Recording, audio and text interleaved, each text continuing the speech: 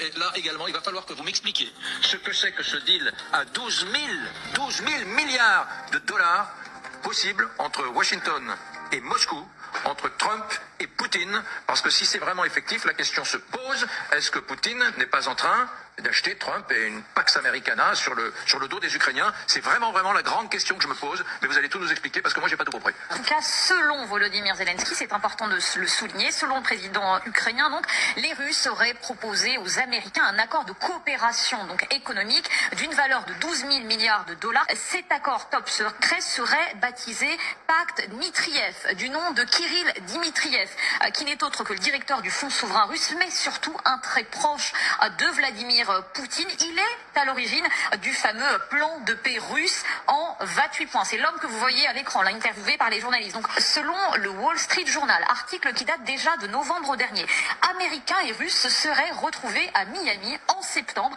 pour discuter d'éventuels deals. Des deals qui porteraient sur quoi? Eh bien, sur la reconstruction de l'Ukraine, qui serait confiée à des entreprises américaines, sur l'exploitation de ressources minières en Arctique, mais aussi, et c'est très surprenant, d'une mission conjointe sur Mars entre les Américains et les Russes, le tout sous la houlette évidemment d'Elon Musk. Alors ça peut paraître dit comme ça totalement délirant, mais selon nos confrères américains, ces éventuels contrats, ils ont bel et bien été abordés, et pas par n'importe qui, par Steve Witkoff, l'émissaire de Donald Trump, par son gendre également, Jared Kushner, et par Kirill Dmitriev.